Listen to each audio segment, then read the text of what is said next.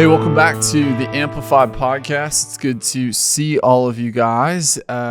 We have been going through some pretty incredible stories together. And so last week, we got into a lot more narrative in the book of Numbers. And it kind of seems like from here on out, it's going to be mostly narrative as we're walking through. And there are a lot of stories that don't get discussed, on a typical Sunday morning that we read in the book of Numbers. It's just kind of the way things are right now that, we see a lot more focus in the New Testament. And there's nothing wrong with focusing on the New Testament. It's just that, you don't hear as many sermons out of Numbers or Deuteronomy because it can be kind of dense. And so it makes it intimidating. But the point of this podcast is to help you understand the whole Word of God. And so, as always, today we're going to go through a couple chapters of the Bible together.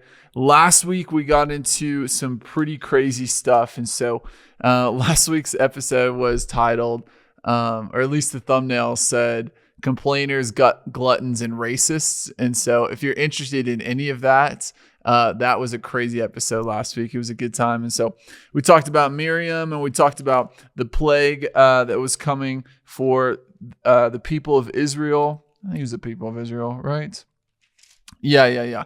And then we talked about gratitude a lot last week. And so this week we'll be obviously going into the next chapter, into Numbers 13, and we'll cross into Numbers 14. There is a lot that I have highlighted and written down for Numbers 14.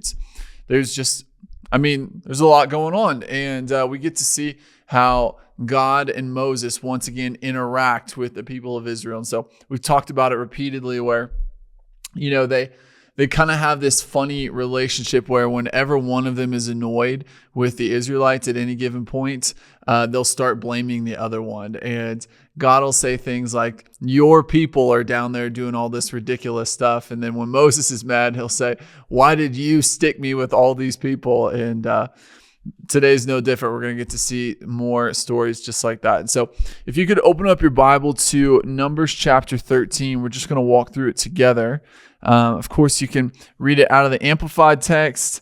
I was thinking a while this week, eventually we're going to get into the book of Psalms. And my producer and I were trying to figure out, are we going to do all the Psalms at once? Are we going to read it in a different version? What are we going to do? Because it's 150 Psalms is a lot. And so we thought about maybe doing 3 Psalms at a time.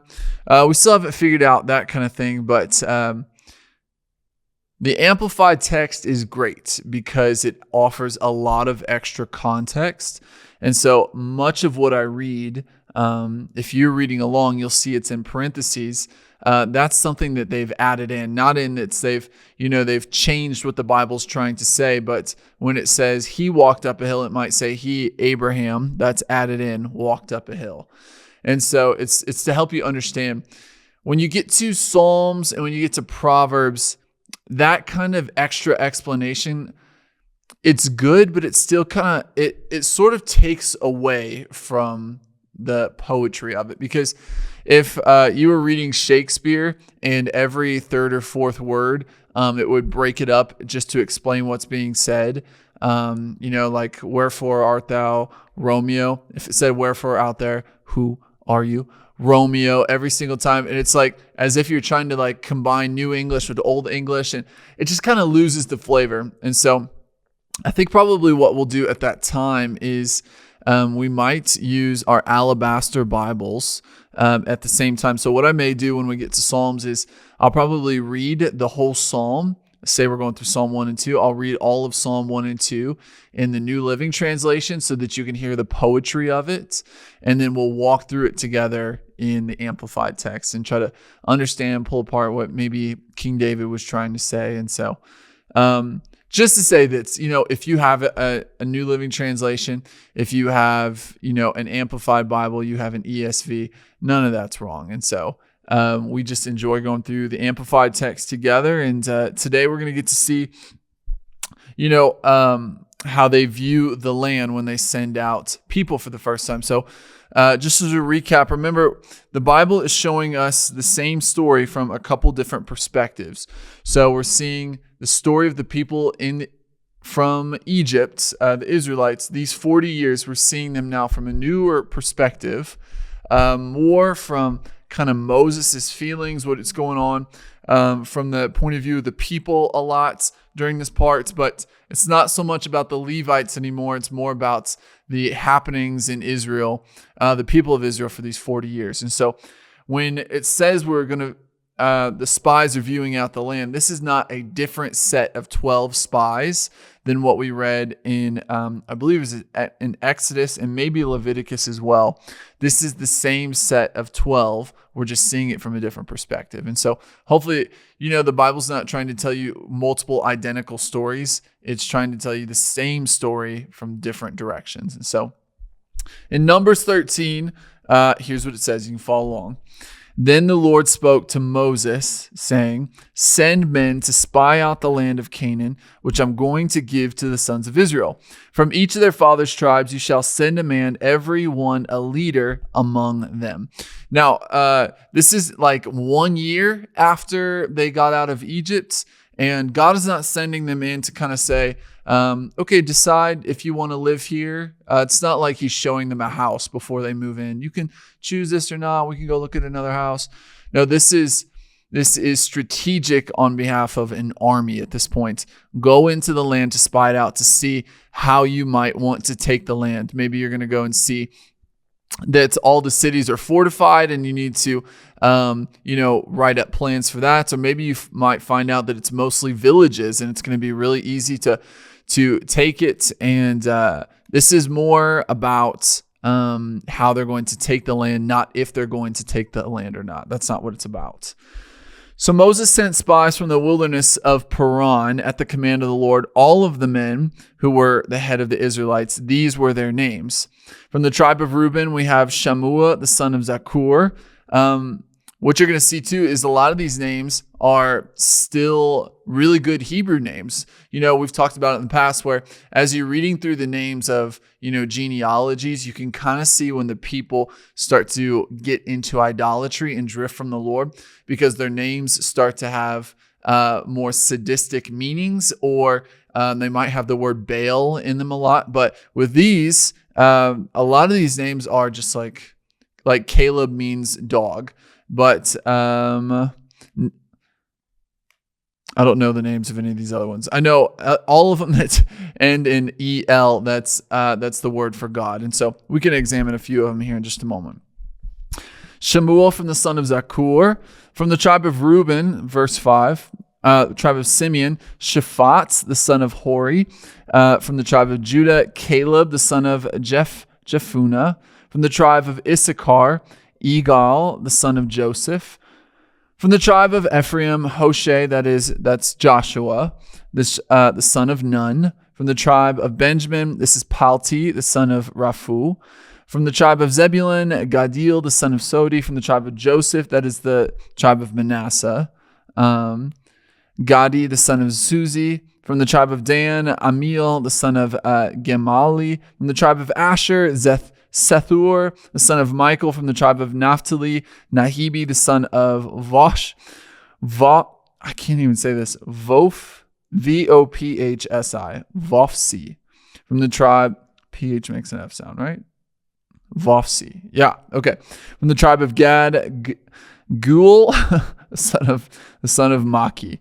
These are the names of the men who were sent to spy out the land. But Moses called Hoshea, the son of Nun, Joshua, which means the Lord is salvation. So one of the recurring themes you're going to see throughout the Bible is when someone gives their life in particular to the Lord will often change their name. So Abraham becomes, he ends as Abraham. Let me restart. So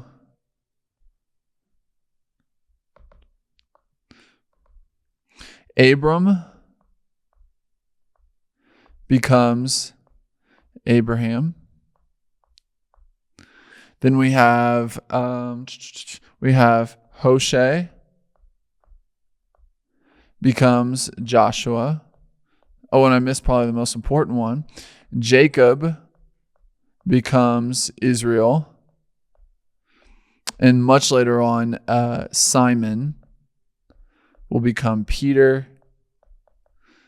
Saul will become Paul. And so God will often change the name of the person that has given themselves over to him, mostly to say that like you were once this person and now you've become something brand new now that you've joined yourself to me. And so it's kind of like when you get married, the wife will change their last name because something fundamental has changed about that person. And so God often changes their names, and he often gives them great names. And so Jacob, I don't remember what Jacob means, but Israel means one who wrestles with God. Simon becomes Peter. Peter means the rock. Hoshe becomes Joshua. Joshua means God is my salvation. Abram, I think means father, and then Abraham means father of many nations. Don't quote me on that, but I think that's what it means. And so God will often change their names, and it's just a symbol that, you are a brand new person when you accept Jesus. And so verse 17 says this: Moses sent them to spy out the land of Canaan and said to them, go up this way into the Negev, that is the south country, and then up into the hill country. See what the land is like, and whether the people who live there are strong or weak, few or many, whether the land in which they live is good or bad, whether the cities in which they live are open camps or fortifications. So again, this is strategic military planning. This is not a chance for them to go in and say, we don't really like this house. We kind of like to look at some other houses. No, this is the great and fruitful land that God is giving to you. You just have to go take it. And so they'll be successful in everything that they do, but they have to actually put in the work to take it. And so this is military stuff. This is, if they found out that all the villages were, didn't have walls and they were very spread out and open, they might divide up into tribes and say, okay, tribe of Asher, you're going to go take these cities. The tribe of Zebulun, you can go take the north cities, whatever. But if they find out that all of them are walled cities, then they know, okay, we need to make different plans to stay together because we need the numbers. We need the numbers.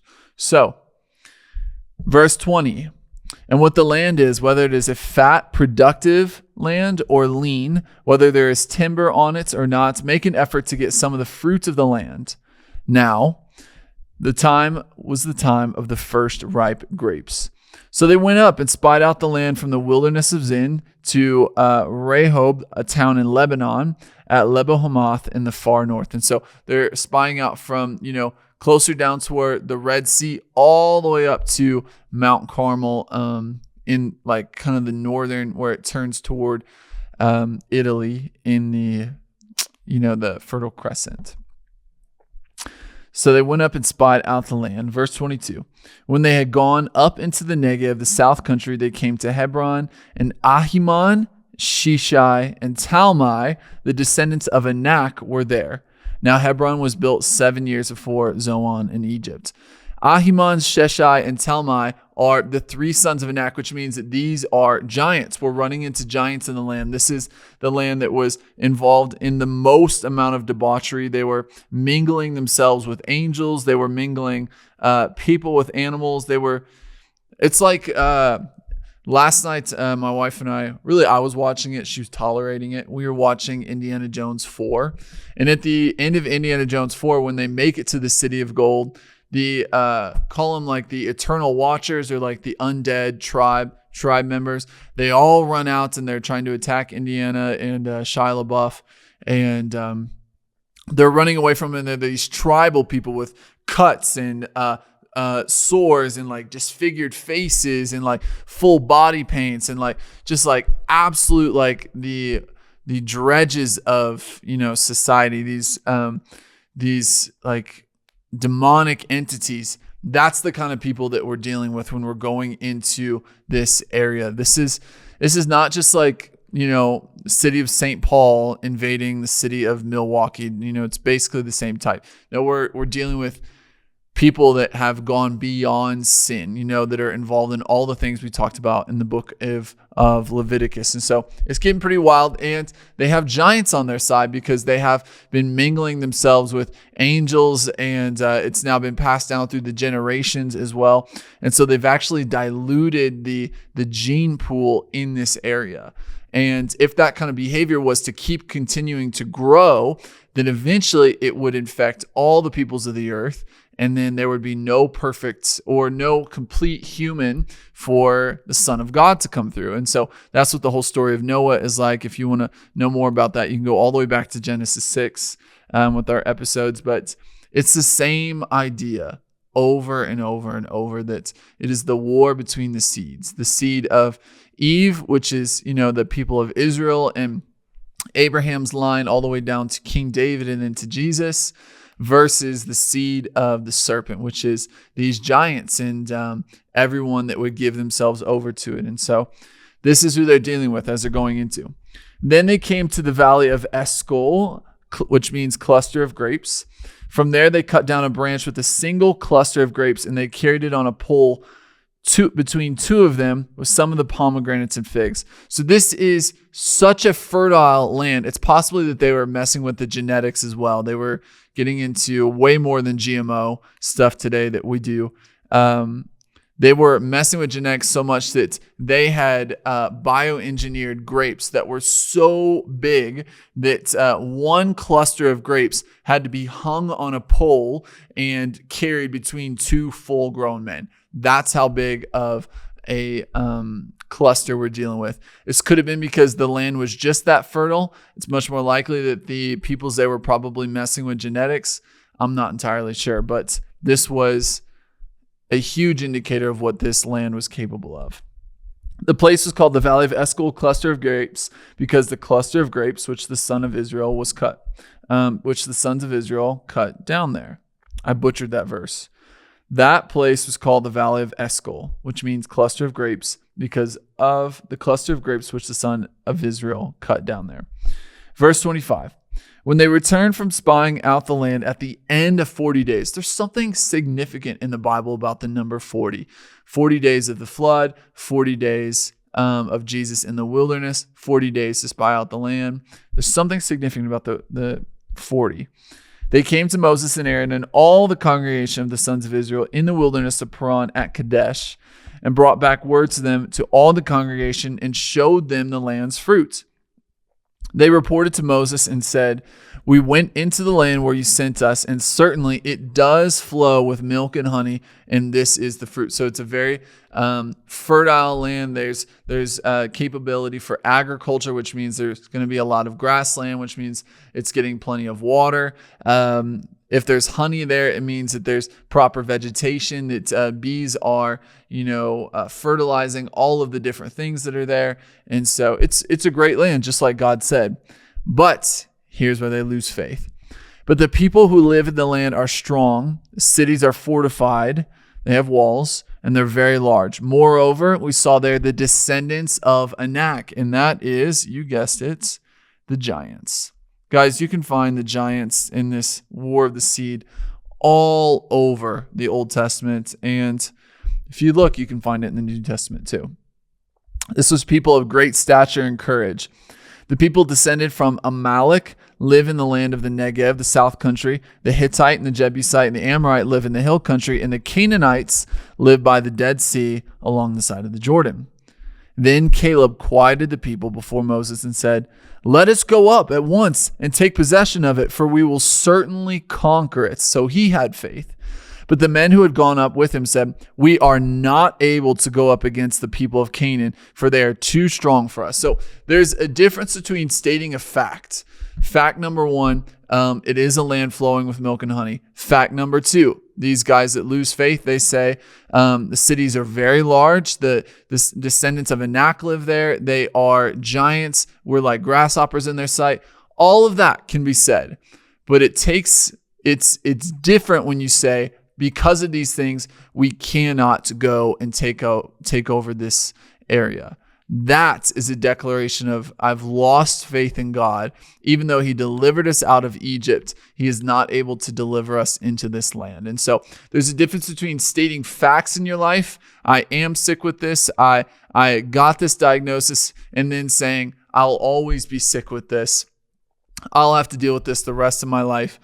There's a difference between stating facts and stating things about the future. And so we want to speak about the future in faith.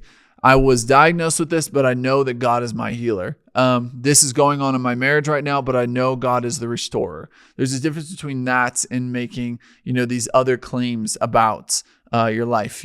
My spouse has been sick for a long time. There's a difference between saying my spouse has been sick and we'll just deal with this for the rest of our life. We'll always be on, the government's help or whatever. Our marriage is never going to be the same. And then saying my spouse has been dealing with this, but I know that God is my healer, and I know that he's going to do something incredible with our lives. And so it's a difference, and that's what we see here. These other 10 guys have lost faith. We are not able to go up against the people of Canaan, for they're too strong for us. And so there's a difference between statements.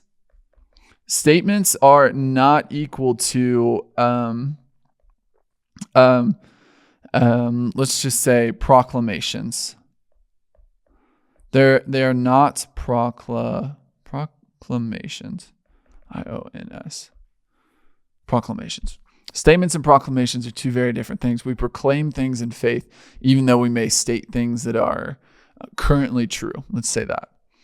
So, verse 32. So they gave the Israelites a bad report about the land which they had spied out, saying, the land through which we went and spying it out is a land that devours its inhabitants. Now, that's a euphemism for what was also going on in this area. Again, we've talked about all the horrific things that were going on in Canaan that God prepared them for with the book of Leviticus.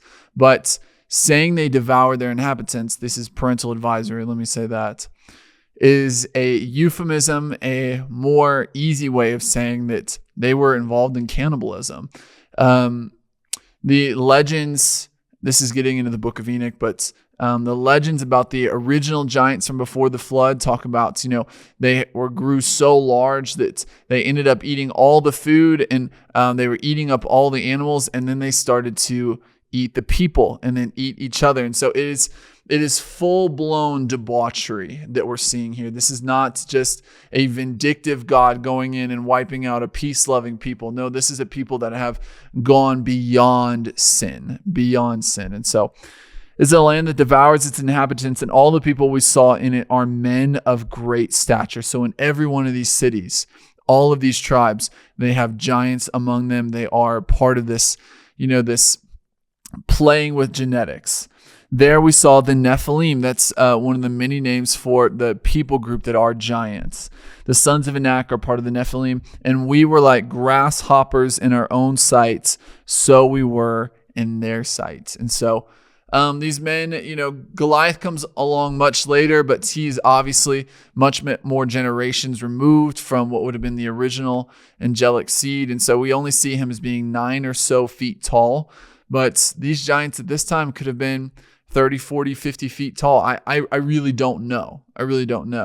But suffice it to say, they were up against serious opposition. But Caleb and Joshua had the faith for moving forward. Again, remember, Caleb said, let us go up at once and take possession of it, for we will certainly conquer it. He saw the exact same things that the other 10 men said, who responded, we are not able to go up against the people of Canaan, for they're too strong for us. There's a difference between statements and proclamations, okay?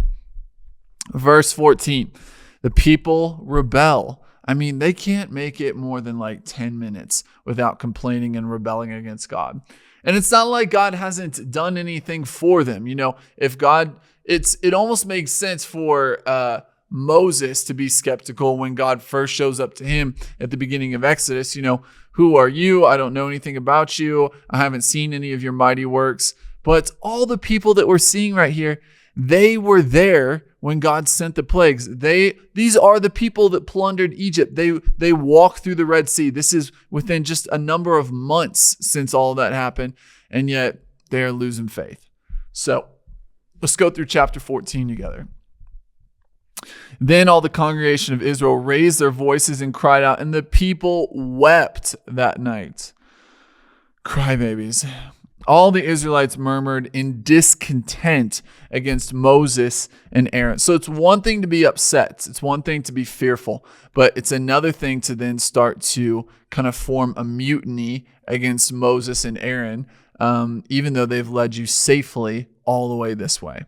And the whole congregation said to them, "Oh, that we had died in the land of Egypt, or that we had died in this wilderness." So now they're rather choosing death than trusting God. "Why is the Lord bringing us to the land of Canaan to fall by the sword? Our wives and children would become plunder. Would it not be better for us to return to Egypt?" So they said to one another, "Let us appoint a new leader and return to Egypt." So now they've gone into full-blown mutiny against. Okay, they are literally seeing the cyclone of fire in the middle of their camp. No other God has ever shown up. They've lived in Egypt. They have worshipped all these idols, but they've never seen anything miraculous, truly miraculous from any of these puny little gods that can do no more than just magic tricks. But they have the living God who sent the plagues upon Egypt to turn the river to blood, who blotted out the sun for 3 full days and kept light in the city of Goshen alone. They have the fire of the Lord leading them through the Red Sea, miraculously splitting apart. And yet the moment they hear that there are giants in the land, they lose all hope and all faith.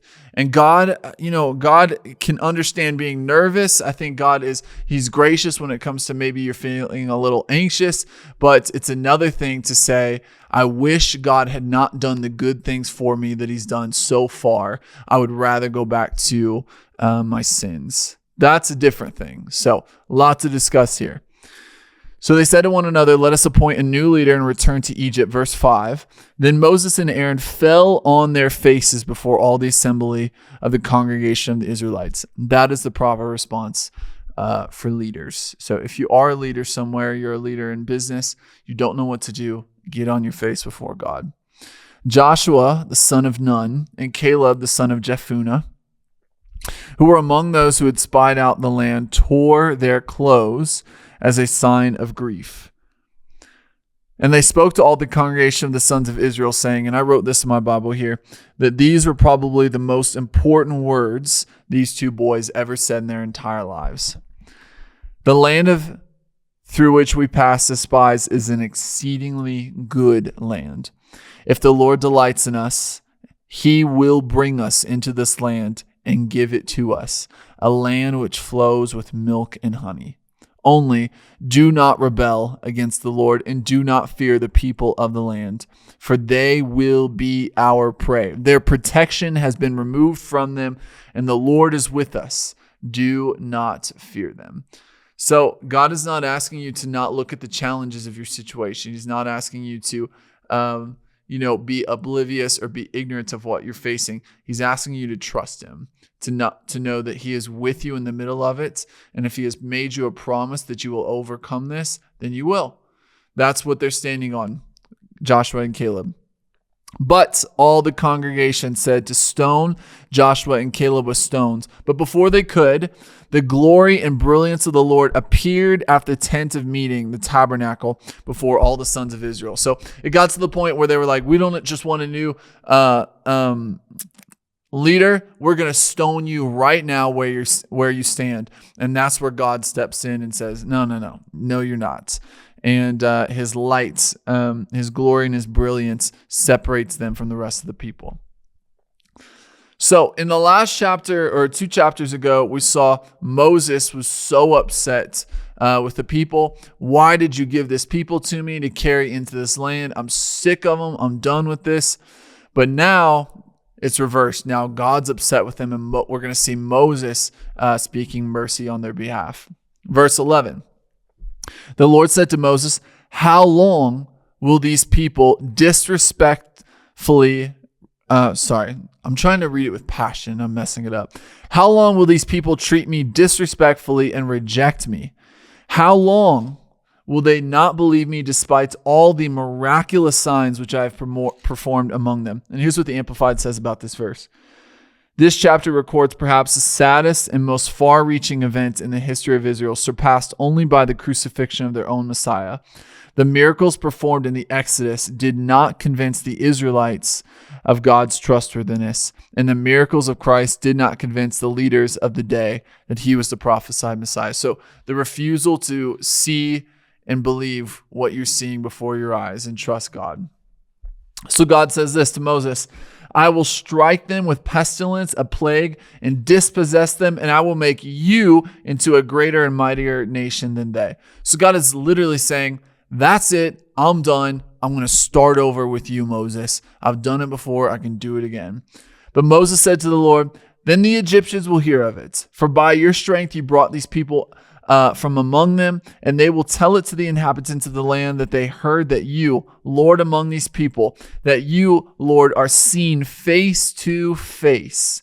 And while your cloud stands over them, that you go before them in a pillar of cloud by day and a pillar of fire by night. Now, if you kill these people as one man, then the nations, the Gentiles that have heard of your fame will say this, because the Lord was not able to bring these people into the land which he promised to give them, therefore he slaughtered them in the wilderness. So Moses is making this argument that everyone knows that you're real. Everyone knows that you walk among us, that we see you face to face, that the fire of your glory led us out of Egypt. Everybody knows. But if you kill all these people now, then they're just going to say, he may have done great things, but he wasn't able to get his people into the promised land. He must not be the true God. That's what Moses is arguing here. But now, Lord, please let the power of the Lord be great, just as you've declared, saying, the Lord is slow to anger, abundant in loving kindness, forgiving wickedness and transgression, but he will by no means clear the guilty, visiting or avenging the wickedness of the guilt of their fathers on the children to the third and fourth generations, that is, calling the children to account for the sins of their fathers. So we read this back in Exodus 34 many episodes ago, but it's this idea that children often bear the results of the sins of their fathers. And kind of like we use the example of alcoholism, that you may think that it's like your rampant alcohol problem is only affecting you, when in reality, your children see it, your grandchildren see it, they have to deal with you, and then it just gets passed down from generation to generation. But I did write this in my Bible as well. Why is he calling on, the strength and the glory of the Lord? He says, please let the power of the Lord be great. Why is he saying that? And I think it's because it would actually be more difficult for God to redeem this people and bring them into the promised land than it would be for him to kill all of them and start over with Moses. So he's saying, I know you're stronger than that, God. And though it may be easier to start over with me, I know that you're strong enough to lead us into Israel, because you are slow to anger. You are full of loving kindness, chesed that we talked about a long time ago. So he goes on to say this, verse 19, please pardon the wickedness and guilt of these people according to the greatness of your loving kindness, just as you have forgiven these people from Egypt and even until now. And so just because these people are witnessing a lot of miracles actually, does not automatically equate to them being full of belief. And so it's the same thing with people today, that you may go into a church service, you see someone miraculously get healed. God wipes away their cancer. You see someone get out of a wheelchair. You see blind eyes open. That does not automatically equal faith. You may see that and still go, well, I still don't believe in this God. Often it takes a very personal miracle in your life, but ultimately it takes faith. You have to choose to believe the Lord. And the people of Israel here, just like the people in Jesus's day, they're choosing not to believe. But the Lord is gracious, and he says this. So the Lord said, I have pardoned them according to your word. But indeed, as I live, all the earth will be filled with the glory of the Lord. So he's saying, I have pardoned them, yes, but I will still be glorified. And here's what's going to happen. Surely all the men who have seen my glory and my miraculous signs, which I performed in Egypt and in the wilderness, yet have put me to the test these 10 times and have not listened to my voice, will by no means," so he's talking about the guys that choose not to believe, "will by no means see the land which I swore to give to their fathers. Nor will any who treated me disrespectfully and rejected me see this land. But my servant Caleb, because he has a different spirit and has followed me fully, I will bring into the land which he entered, and his descendants shall take possession of it. Now the Amalekites and the Canaanites live in the valley. Tomorrow turn and set out for the wilderness by the way of the Red Sea." So you're going back to the Red Sea. You're not going to go up into the hill country and face this people yet. "The Lord spoke to Moses and Aaron, saying, How long shall I put up with this evil congregation who murmur in discontent against me? I have heard their complaints of the Israelites which they are making against me.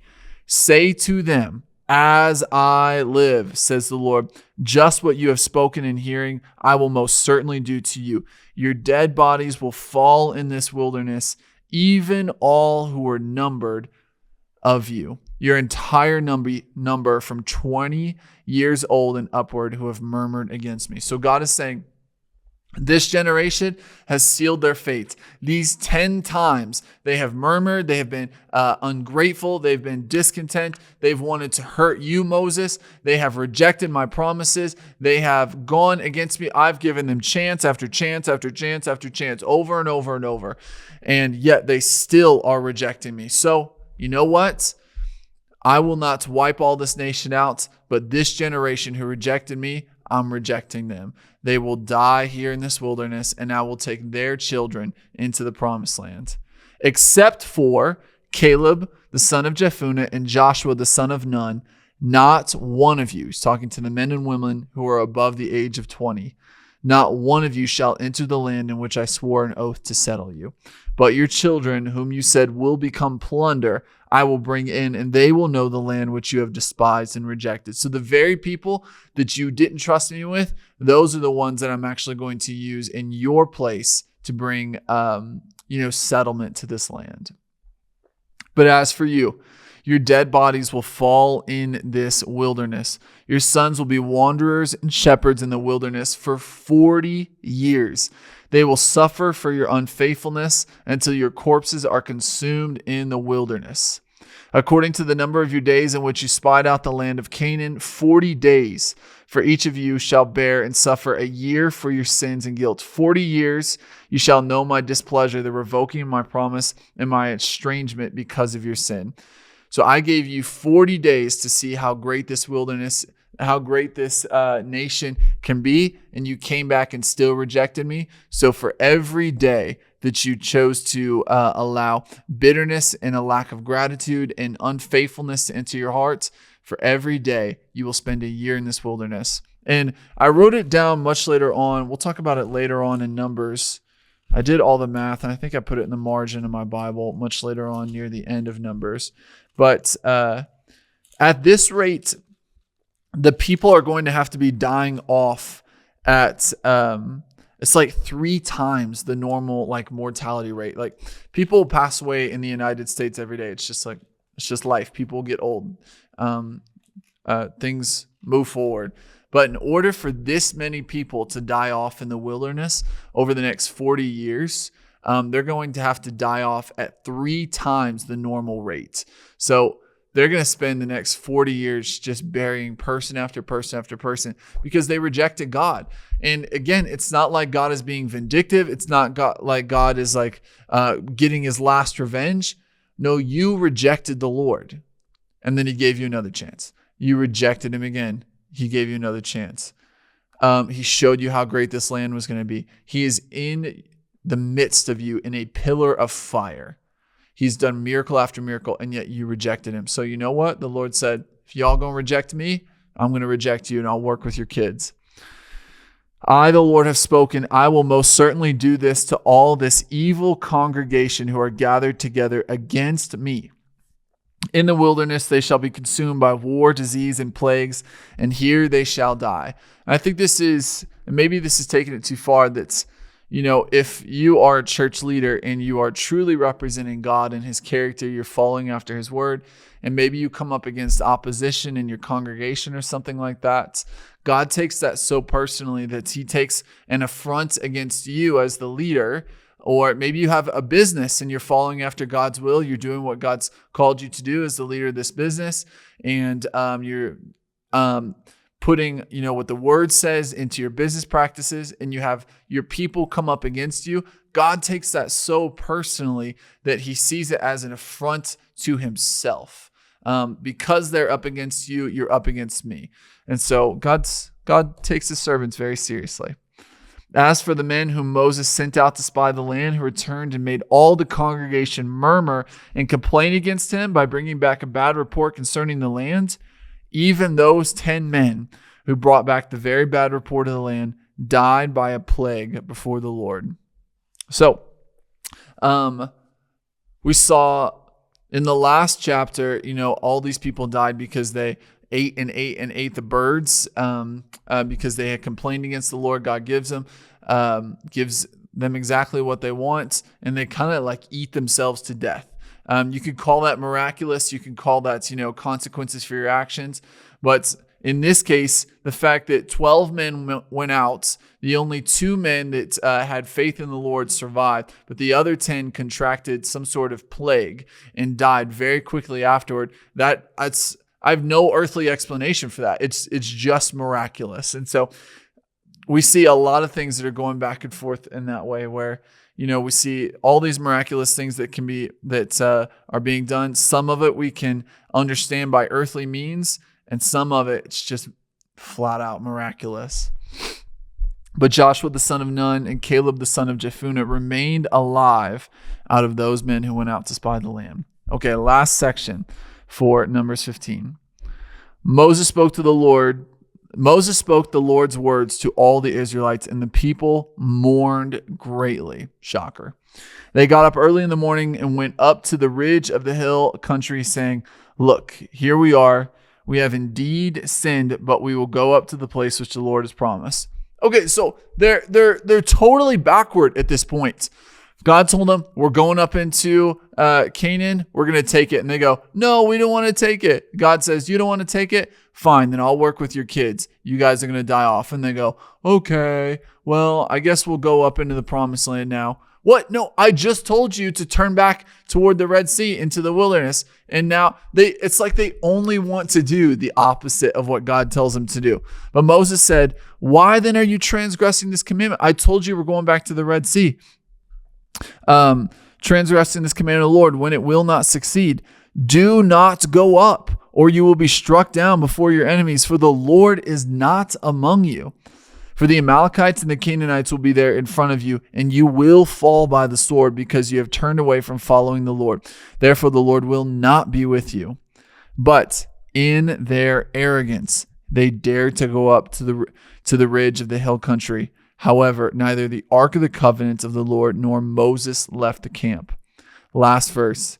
Then the Amalekites and the Canaanites who lived in the country came down and struck the Israelites and scattered them as far as Hormah.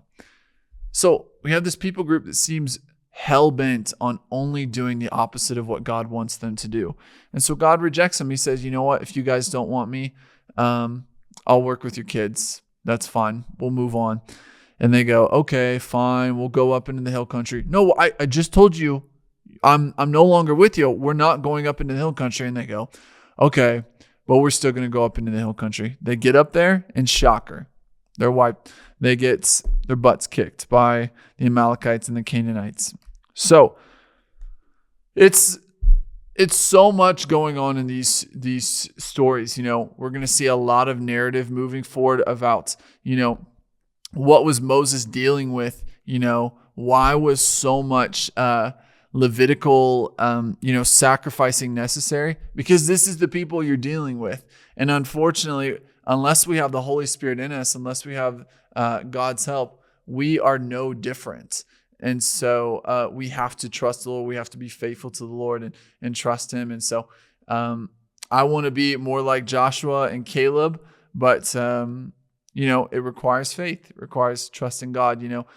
God has brought us this far. I know he's going to take us all the way. So hopefully you've enjoyed today's podcast. Hopefully you understand these chapters a little bit better. Hopefully you understand God a little bit better. That's the point of this podcast, is to help you, digest the word on your own and understand it. So we will see you guys next week. We'll be going through Numbers chapter 15 and 16 together.